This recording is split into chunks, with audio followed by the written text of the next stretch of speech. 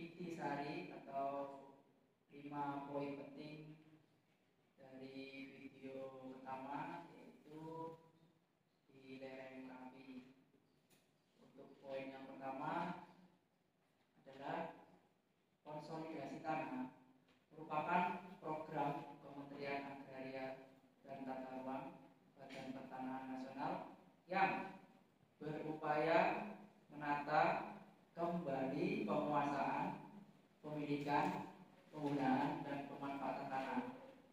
Yang kedua, konsolidasi tanah memuat penataan pertanahan dan pengadaan tanah untuk sarana prasarana. Yang ketiga, di tiap-tiap daerah itu memiliki karakteristik atau ciri khasnya masing-masing dalam melakukan konsolidasi tanah.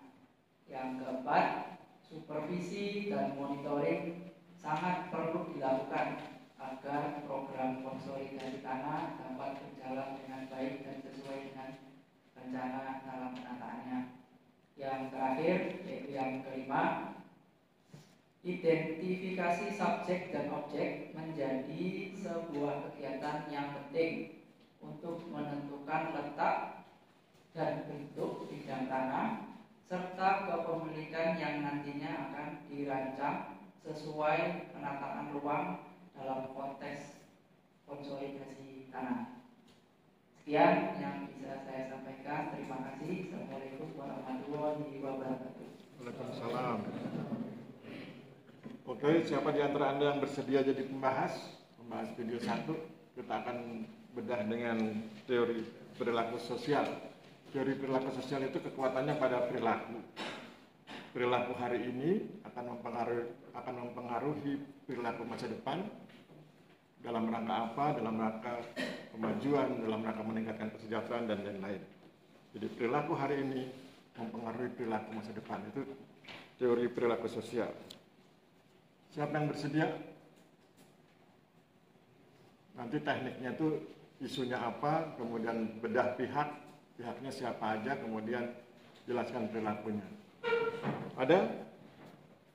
Kalau nggak ada, saya tunjuk ya.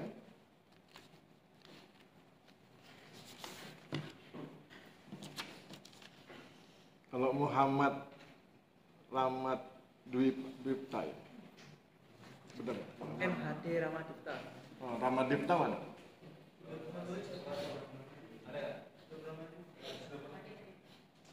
Sudah tamat? Nggak ada? Oke, kita ganti ya kalau nggak ada. Mutmainah mana? Oh ya, pindah sini Mbak. Nggak usah bawa laptop nggak Pak? Awas laptop jatuh. Bawa HP aja.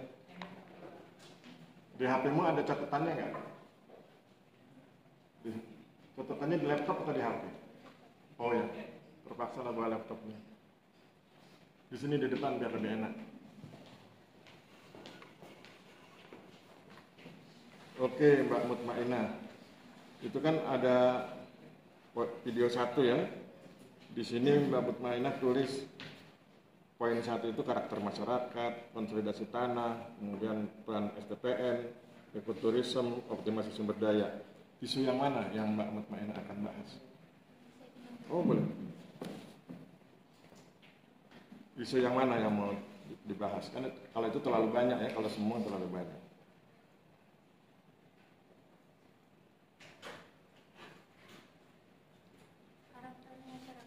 Peran? Karakteristik masyarakat. Oke, karakteristik masyarakat itu kan banyak sekali ya. Ada 6 dusun. Pilih 1 dusun aja. Kalau terlalu banyak nanti nggak cukup waktunya. Duku Petung. Arif Ecological. Oke, yuk kita perhatikan. Isunya adalah karakter masyarakat, khususnya masyarakat dusun Petung atau Dukuh Petung, yaitu Arif Ecological. Arif itu bijaksana, ecological itu berwawasan lingkungan. Bijaksana dalam berwawasan lingkungan. Salah satu contoh yang saya ingat adalah di sana itu mereka sangat menjaga mata air kalau nggak salah ya, sangat menjaga mata air, kemudian juga tertentu, tanam-tanaman dan lain sebagainya. Itu isunya. Kemudian kita akan bedah dengan menggunakan teori perilaku sosial. Teori perilaku sosial mengatakan bahwa perilaku hari ini akan mempengaruhi perilaku di masa depan. Kalau hari ini bla bla bla, masa depannya seperti apa gitu ya. Nanti yang masa depan itu prospek, Mbak, prospektif. Ya. Silakan Mbak. Terima kasih sebelumnya. Saya terangkan bahwa teori perilaku sosial intinya adalah pada kebutuhan masyarakat. Mereka berpikir berperilaku untuk memenuhi kebutuhannya. Dan jika terganggu, maka mereka akan protes. Nah, dalam hal ini, di Pedukuhan Petung, Arif Ecological, mereka, masyarakat itu menjaga lingkungan. Menjaga lingkungan dalam hal ini adalah mata air yang di sana mereka jaga. Itu apa? Harapannya adalah untuk kedepannya mereka ingin mendapatkan manfaat.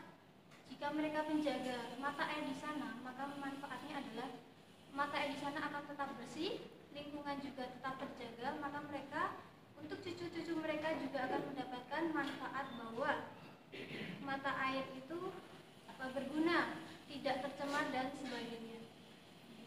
Oke, jadi perilaku hari ini adalah menjaga lingkungan, dalam hal ini mata air, itu perilaku hari ini.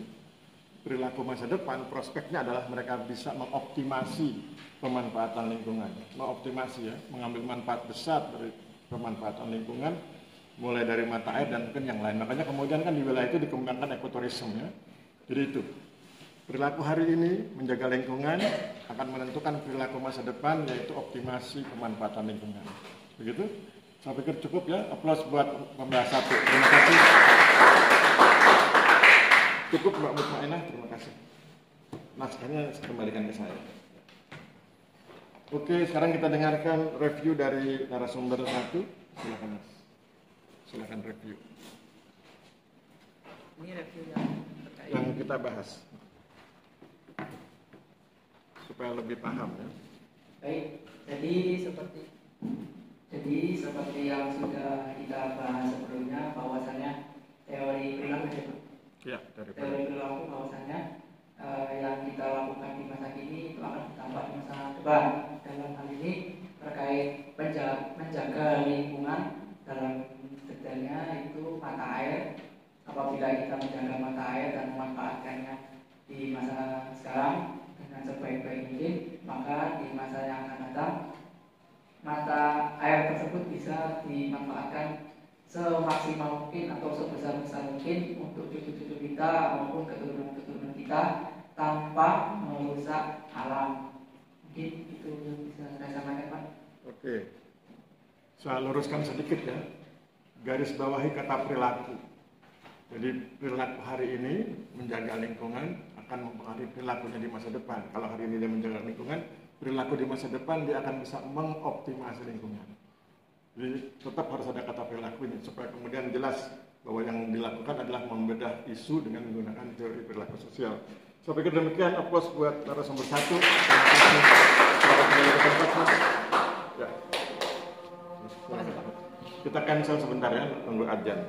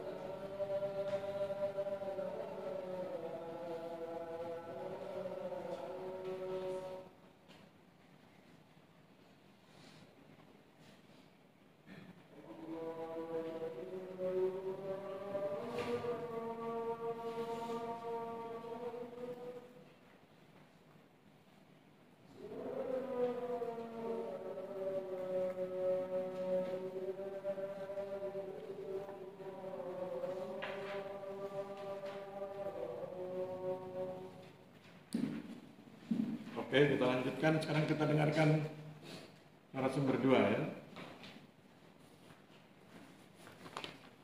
Ini bukan.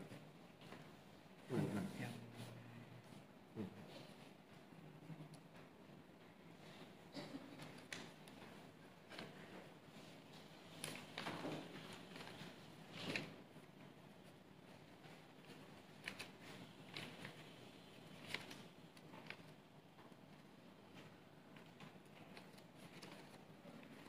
Video 2 tentang Magetan ya, tentang transmisi nilai-nilai pertanahan. Akan dibedah dengan menggunakan teori pertukaran sosial.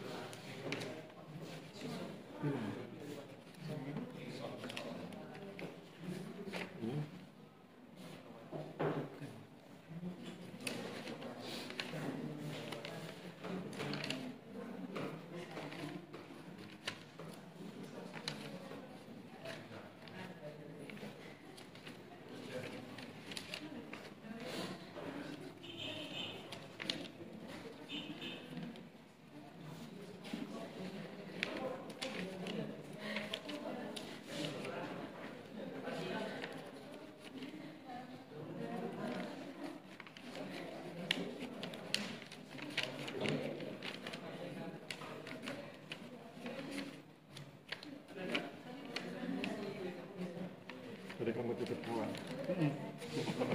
Nggak nyampe. Saya pikir nggak nyampe. Silakan perkenalkan diri. Ayo kita dengarkan sebentar biar cepat selesai. Assalamualaikum warahmatullahi wabarakatuh. Selamat siang. Selamat siang. Nama saya Abdul Karyadi dari kelas F dengan NIT 22314-2019. Pada kesempatan kali ini saya akan membahas video kedua yang dikirim dari bapaknya yang berjudul 5 poin dari Magetan. Poin pertama yaitu basis transmisi nilai-nilai pertanahan. Terdapat 3 basis transmisi nilai-nilai pertanahan, yaitu motif, tindakan dan perilaku serta ketepatan dan relevansi informasi yang disampaikan oleh petugas kantor pertanahan. Yang kedua, wujud transmisi nilai-nilai pertanahan. Transmisi nilai-nilai pertanahan mencakup penghentian transmisi nilai masa lalu dan menggantikannya dengan nilai-nilai pertanahan masa kini. Proses ini disebut sebagai unlearning dan relearning.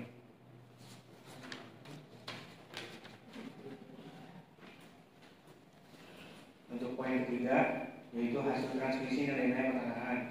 Hasil dari transmisi ini mencakup kesadaran agraris di masyarakat dengan dampak positif seperti terwujudnya keadilan, kesejahteraan, dan harmoni sosial. Poin keempat, interaksi dalam transmisi nilai-nilai pertanahan. Terjadi antara petugas kantor pertanahan dan masyarakat. Ini melibatkan membangun kepercayaan melalui pameran motif dan tindakan serta membangun hubungan baik secara kolektif dan personal. Poin yang terakhir, masyarakat prasyarat transmisi nilai-nilai pertanahan melibatkan kesediaan dari kedua belah pihak, peran dan fungsi yang dijalankan oleh petugas kantor pertanahan, kemampuan memberi dan menerima informasi, respon yang memadai dari masyarakat, dan kemampuan saling penting antara petugas dan masyarakat. Sekian dari 5 poin yang saya dapat dari video yang Bapak sampaikan kepada kita. Terima kasih, selamat siang. Siap. Oke, siapa di antara Anda yang berkenan jadi pembahas 2? Kalau berkenan silakan duduk di sini. Ada? Masa nggak ada? Isunya jelas ya, transmisi dan nilai pertanahan. Nanti Anda bisa pilih dari 5 isu, pilih 1 aja. Kemudian teorinya mudah. Teori pertukaran sosial, kekuatannya pada reward and punishment. Suatu perilaku akan diulang kalau ada rewardnya. Suatu perilaku akan dihentikan atau diubah kalau ada punishmentnya.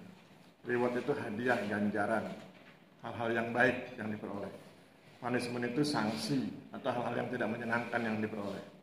Reward mengakibatkan perilaku diulang, punishment mengakibatkan perilaku dihentikan atau diubah.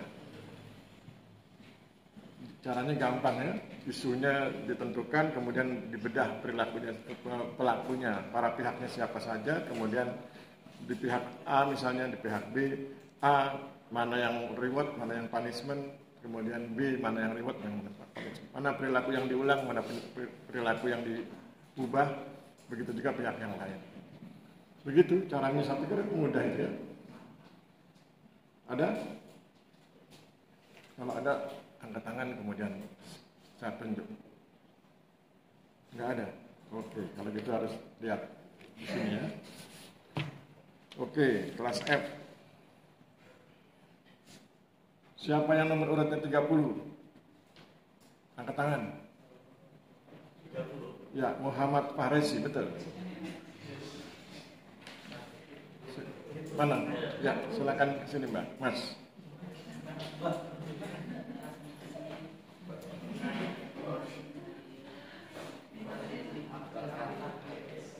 Ini punya kamu, pegang aja. Ya. Pakai mic. Oh nggak usah. Oke. Silakan pilih isunya. Yang lain mohon perhatikan. Silakan pilih isunya. Video 2.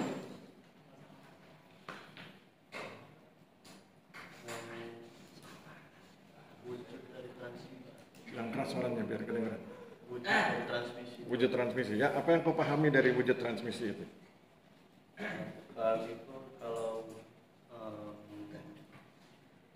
kita harus Ya. belajar untuk maju terus, maka untuk maju terus itu harus menghapus hasil dari masa lalu yang kita sudah belajar yang buruk-buruk. Nah, dan kan ada doktrin unlearning dan relearning. Ada 3 mas sebetulnya. 3. Learning, unlearning, relearning. Saya kasih contoh ya. Learning, belajar dari tidak tahu menjadi tahu. Dulu mereka nggak menghormati dokumen, nggak tahu kalau dokumen itu penting, alat bukti, alas hak itu penting.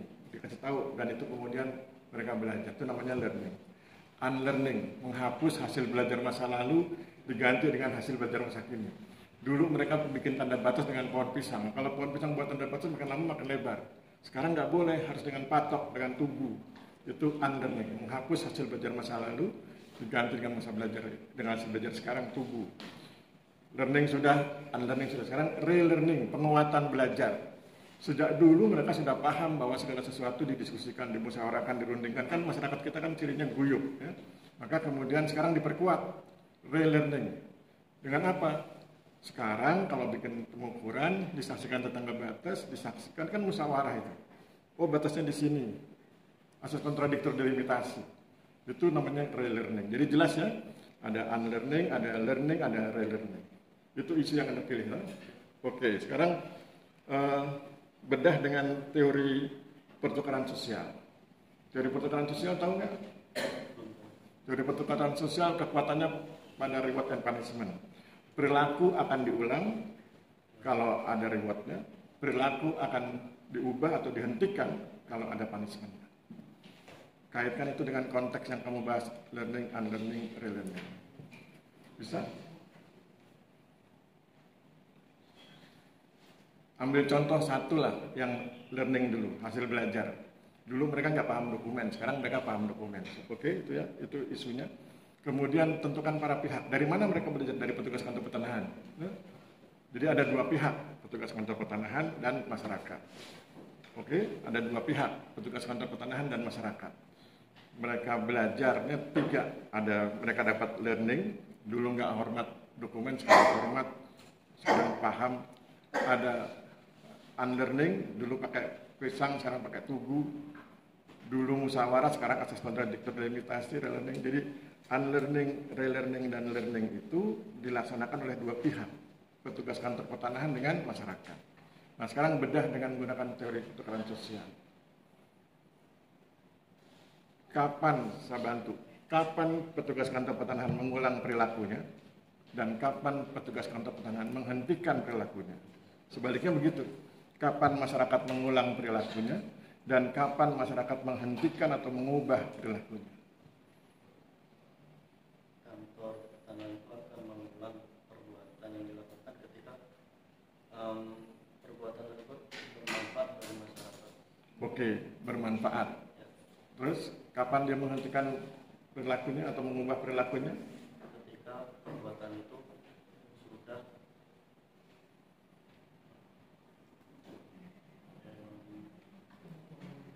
memberikan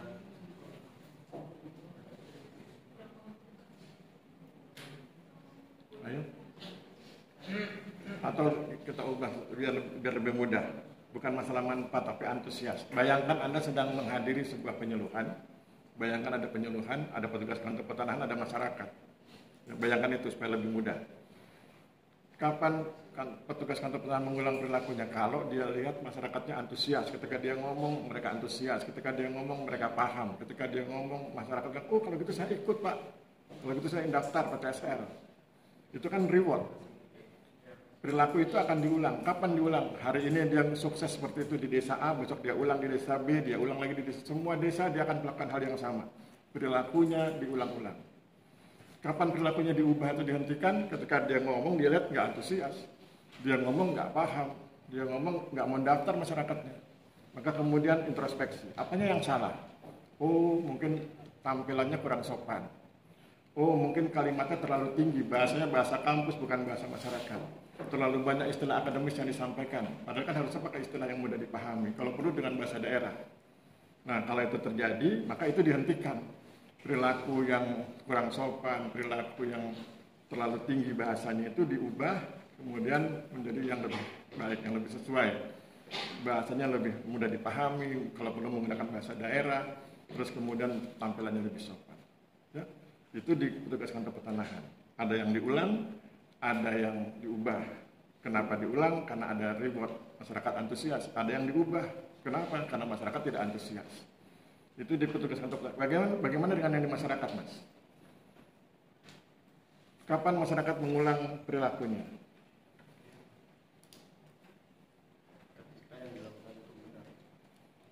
Ketika yang disampaikan oleh petugas kantor pertanahan itu mudah dipahami.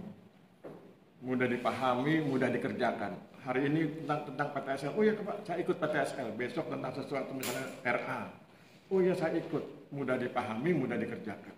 Itu diulang. Hari ini ikut, besok ikut. Apa yang kemudian dihentikan atau diubah? Kalau yang disampaikan tidak mudah dipahami, sulit, bahkan kemudian persyaratannya terlalu berat, maka itu tidak akan dilakukan, tidak akan diulang. Karena kesulitan itu kan punishment. Gitu ya? Oke Mas, sekarang diulang dengan bahasa Mas. Dari mana? Masyarakat. Ya, dari masyarakat. Kalau dari masyarakat, misal kalau ada yang diulang itu ketika kantor pertanahan itu menjelaskan materi-materi yang susah untuk dipahami oleh masyarakat setempat yang notabene itu misal di desa kan belum melek pengetahuan tentang pertanahan, maka jika petugas kantor pertanahan menyampaikan dengan baik, maka kan masyarakat juga mencerna dengan baik. Nah, maka itu para masyarakat juga akan melakukan itu dan mengulanginya. Oke, pengertian diulang itu Anda bayangkan kantor pertanahan itu kan banyak programnya ya, ada PTSL, ada RA, ada pengadaan tanah dan lain-lain. Nanti dia bisa ikut semua itu, dilakukan di sini, diulang lagi di sini, karena dia merasa mendapat manfaat, merasa mudah dipahami, merasa mudah memenuhi persyaratannya gitu ya. Oke, itu yang diulang. Kalau yang dihentikan atau masyarakat nggak mau ikut, kapan? Ketika petugas kantor pertanahan itu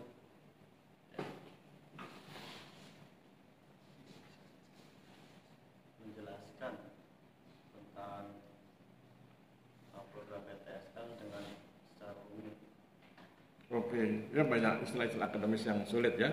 Oke, aplaus buat Mas Dua. Terima kasih.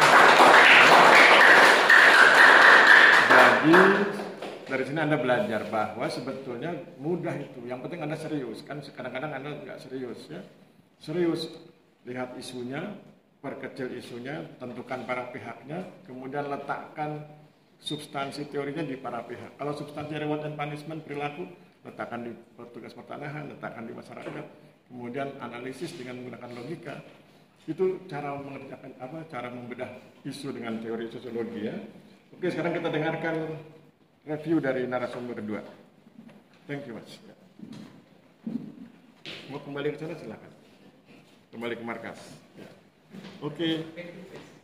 Nah, jadi dari pembahasan yang dibahas tadi terdapatlah teori pertukaran yang intinya memperoleh reward atau punishment. Ini saling menguntungkan bagi pihak masyarakat dan juga petugas kantor, di mana pegawai memudahkan masyarakat untuk memahami dokumen dan segala sesuatu yang berhubungan dengan pertanahan dan juga program-program yang dibuat untuk masyarakat. Dan juga masyarakat yang tadinya tidak bisa dan mengerti terkait dokumen-dokumen pertanahan. Ini terjadi jika masyarakat terbuka dan menerima dan bahkan antusias untuk info pembelajaran yang dapat membantu masyarakat tersebut. Oke, aplaus buat narasumber kedua. Terima kasih. Mana masanya? Oke ya. Berikut yang video 3 tadi siapa? Oh iya, silakan. Tadi sudah diambilkan ini bukan?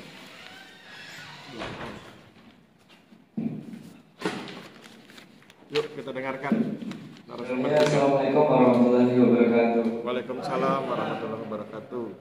Terima kasih Bapak atas waktunya. Izin saya akan sedikit mempresentasikan 5 poin perikilan. Yang pertama yaitu mengenai relasi kuasa atau power relation, yang dimana ada 2, yaitu power through atau memberdayakan, dan yang kedua ada power over atau mendominasi. Yang kedua, strategi pertanahan. Strateginya itu terbagi menjadi 4, yaitu strategi P4T atau penguasaan, pemilikan, penggunaan, dan pemanfaatannya. Untuk penguasaannya sendiri itu dengan adanya land reform lokal. Untuk pemilikan tanahnya, mereka tidak memperbolehkan orang luar untuk membeli tanah di desa perikilan. Mengenai penggunaannya sendiri, yaitu diutamakan di bidang pertanian dan juga pemanfaatannya, demikian mengutamakan padi dan juga kedelai. Untuk poin yang ketiga, mengenai revitalisasi kesadaran agraris, atau di sini kesadaran akses dan meningkatkan produktivitas tanahnya.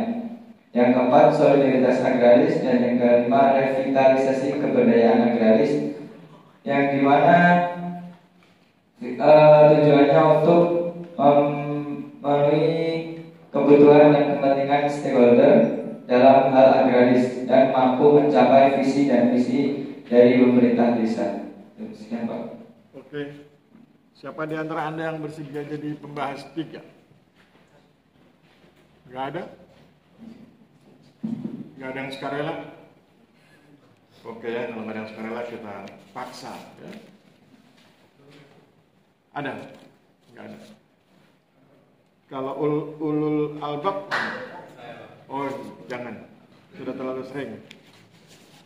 Kita cari yang lain ya, yang jarang tampil. Kalau Zaki Pahlevi mana?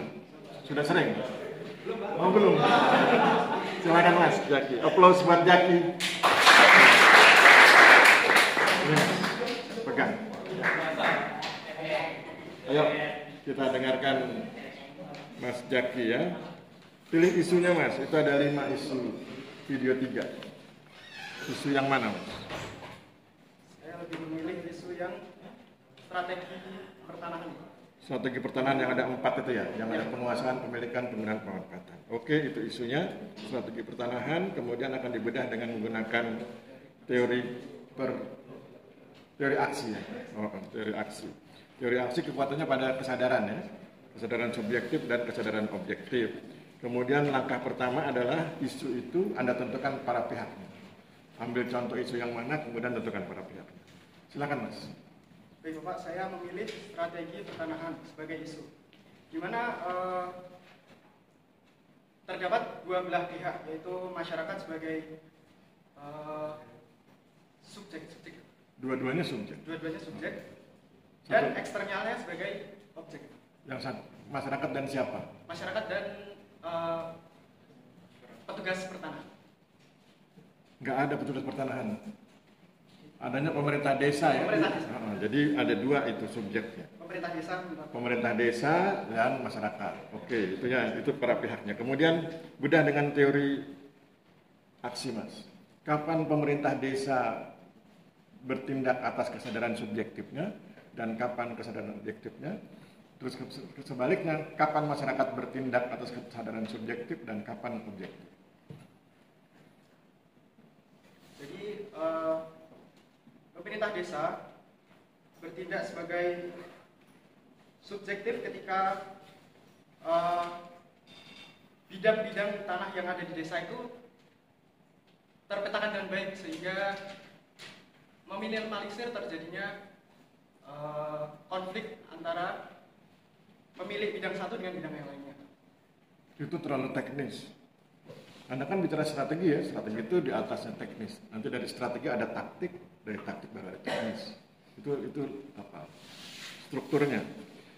Yang agak strategis, yaitu ketika pemerintah desa memutuskan strategi pertanahan. Isi keputusannya apa?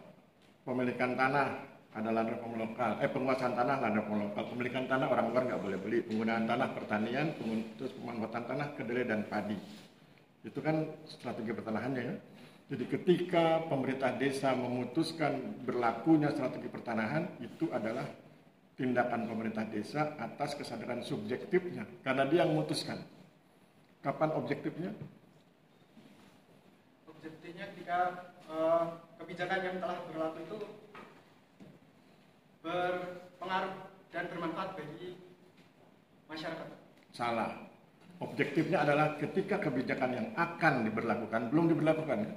Kan ketika dia ngambil keputusan belum diberlakukan. Kebijakan yang akan diberlakukan itu dibatasi oleh hal-hal tertentu di luar kemampuan kepala pemerintah desa. Apa itu? Kondisi fisik dan non fisik. Kondisi fisik, misalnya lihat luas tanahnya, lihat kondisi fisik lah, kondisi pertanahannya. Yang non fisik, kondisi masyarakatnya, lihat ekonomi dan sosial masyarakatnya. Sehingga kemudian dari mana itu kita lihat angka 1/6. Menyerahkan 1/6 bagian dari hak miliknya, 1/6 bagian dari tanah yang dikuasai itu diserahkan dalam bentuk hak garap. Angka 1/6 itu muncul karena kesadaran objektif.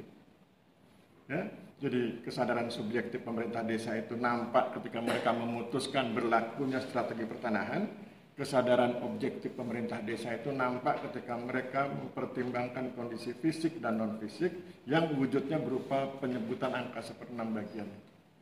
Gitu ya, itu di pemerintah desa. Bagaimana dengan masyarakat? Tindakan yang mana dari masyarakat yang menunjukkan kesadaran subjektif? Kesadaran subjektif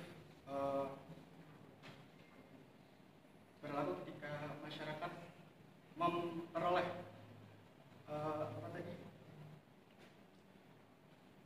kebijakan dari pemerintah desa. Kesadaran subjektif masyarakat nampak ketika masyarakat memutuskan untuk ikut atau tidak ikut, mendukung atau tidak mendukung strategi pertanahan itu. Kalau dia mendukung, nanti dia dapat power 2, diberdayakan oleh pemerintah desa. Kalau nggak mendukung, dapat power over, didominasi oleh pemerintah desa dan pada akhirnya harus ikut. Ya? Jadi ikut dan tidak ikutnya masyarakat itu adalah keputusan berdasarkan kesadaran subjektif. Kesadaran objektifnya? Ketika masyarakat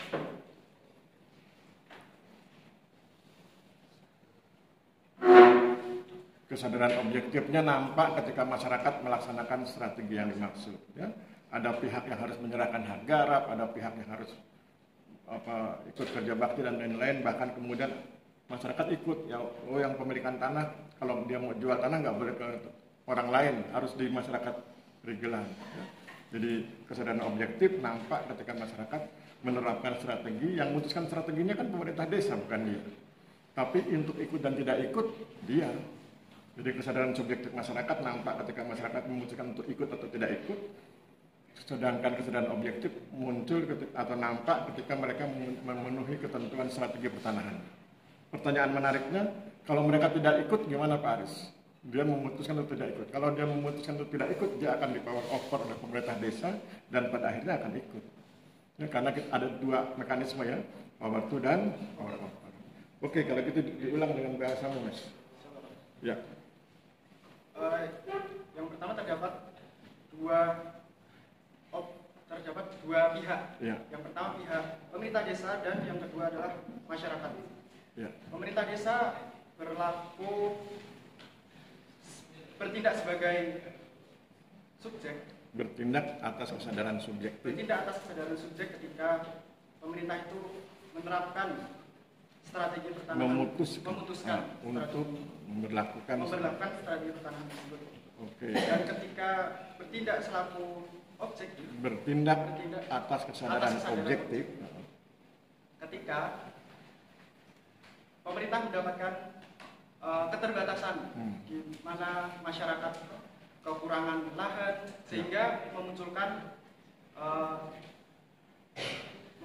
tindakan untuk memberikan tanahnya 1/6 bagian. Ada keterbatasan fisik dan non fisik, ya. Oke. Selanjutnya adalah masyarakat. Ketika masyarakat bertindak atas dasar kesadaran subjektif, ketika masyarakat itu memutuskan untuk melakukan strategi atau kebijakan yang diputuskan oleh pemerintah atau tidak.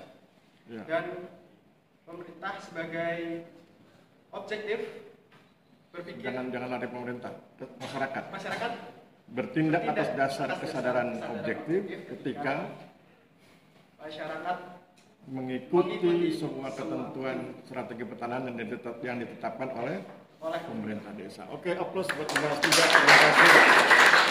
Ya.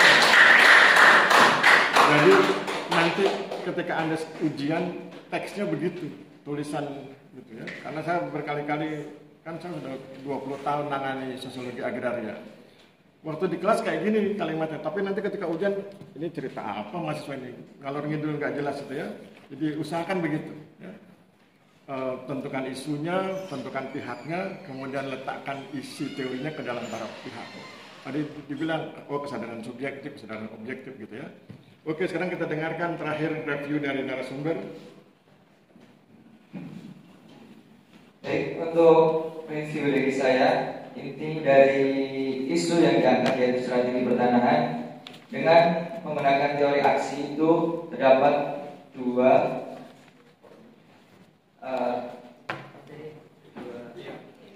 pihak, yaitu pemerintah desa dan juga masyarakat, di mana keduanya memiliki kesadaran sebagai subjek dan juga objek.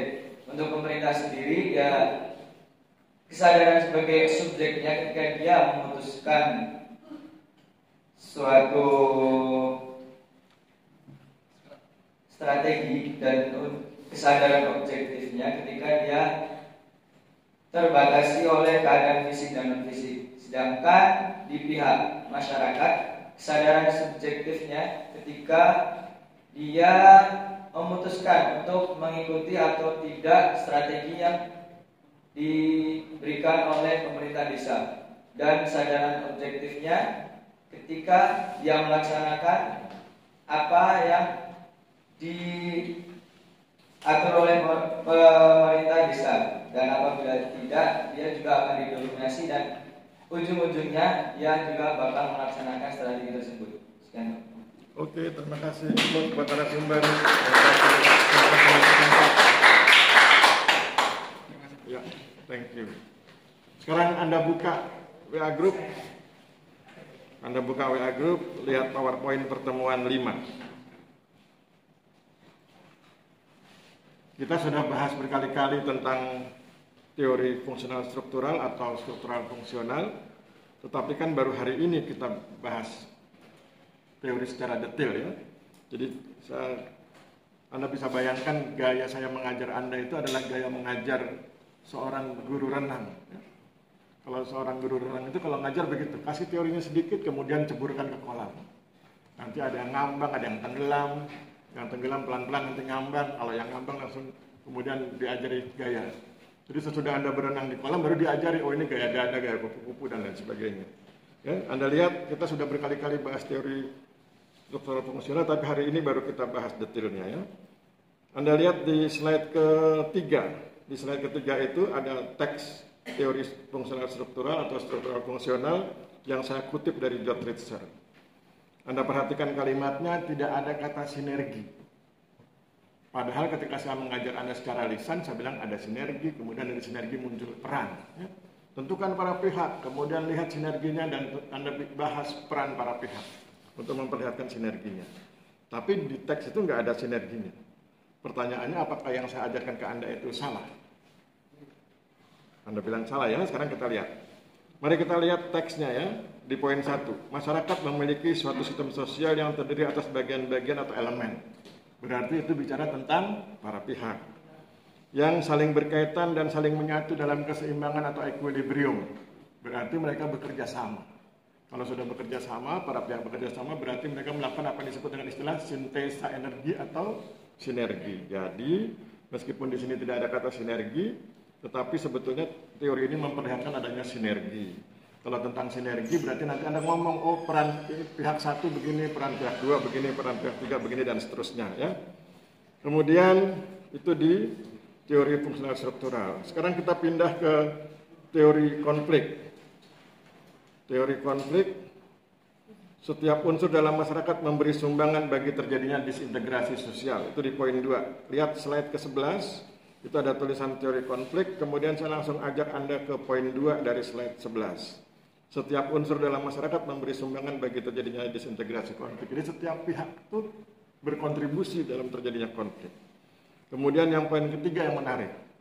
Keteraturan yang terdapat di masyarakat hanyalah disebabkan oleh adanya tekanan atau pemaksaan dari golongan yang berkuasa. Jadi kalau suatu masyarakat kelihatan tidak berkonflik, itu sebetulnya berkonflik. Tetapi konfliknya diredam oleh pihak yang berkuasa. Gitu ya. Itu pemahaman teori konflik seperti itu. Nah sekarang berarti kalau Anda gunakan paradigma fakta sosial ada 2 kutub. Kutub pertama sinergi, bekerja sama, membangun equilibrium, membangun keseimbangan. Kutub kedua berkonflik, disintegrasi sosial. Nah, dari 2 kutub ini ada penghubung, namanya teori neofungsional. Ya. Anda lihat di slide ke-9, teori neofungsional. Teori neofungsional itu mengatakan bahwa segala sesuatu yang awalnya sinergi itu, yang awalnya bekerja sama itu, ketika terus bekerja sama lama-lama menimbulkan ketegangan, dan kemudian ada provokasi dan akhirnya jadi konflik. Jadi kalau dibuat petanya kira-kira kalau ini struktural fungsional, ini konflik, ini neofungsional, ini sinergi, ini konflik, ini ketegangan dan provokasi. Apa contoh konkretnya? Contoh konkretnya adalah misalnya Anda jadi anggota panitia. Anggaplah panitia apa gitu ya, panitia X. Panitia pelantikan kepala BEM misalnya gitu ya. Kan ada seksinya tuh ya. Ada seksi transportasi, ada seksi akomodasi, ada seksi konsumsi, seksi keamanan, dan lain-lain. Ada 5 atau 6 seksi. Menjelang hari H, semua seksi ingin berkontribusi optimal. Karena masing-masing ingin berkontribusi optimal, maka mereka kemudian memiliki beban moral yang besar, dan itu menimbulkan ketegangan pada diri seksi masing-masing. Dan kemudian ketika berkaitan atau bersentuhan dengan seksi lain, menimbulkan ketegangan antar seksi. Misalnya yang seksi penerima tamu, mana ini seksi konsumsi, kita sudah kerja keras menyiapkan buku tamu sampai jam segini belum ada snack. Nah, mulai menyalahkan seksi lain. Nanti seksi konsumsi menyalahkan seksi transportasi dan seterusnya. Itu yang disebut dengan ketegangan. Ketegangan itu harus dikendalikan agar tidak kemudian berpindah yang awalnya sinergi jadi konflik. Ketegangan harus dikendalikan. Persoalannya menjadi berat ketika kemudian muncul provokasi dari orang yang bukan anggota panitia. Datang, misalnya dosen sosiologi, ngomong ke seksi konsumsi. Wah, kamu dibodoh-bodohin. Kamu kerja keras, yang sana santai. Seksi penerima tamu cuma duduk menerima tamu senyum-senyum. Kamu di sini ngangkat kompor, provokasi. Maka kemudian mulai muncul ketegangan, memuncak, akhirnya kemudian yang awalnya sinergi jadi konflik. Itulah peristiwa di masyarakat kita, yang awalnya sinergi bisa berubah menjadi konflik. Sebetulnya paling enak kalau dicontohkan di peristiwa politik, tapi kalau sekarang belum bisa, karena kalau saya ngomong takutnya nanti menyentuh wilayah capres-capresan, ASN kan harus netral ya. Nanti takutnya Anda, kalau gitu Pak Aris mendukung calon nomor sekian gitu ya. Nggak boleh kan, harus netral. Tapi kira-kira itu ya. Jadi Anda bisa paham bahwa segala sesuatu yang awalnya ingin sinergi, justru lama-lama menjadi tegang, kalau ditambah provokasi ada jadi konflik. Jadi ada teori struktural fungsional, ada teori konflik, dan di tengahnya ada teori neofungsional. Saya pikir demikian.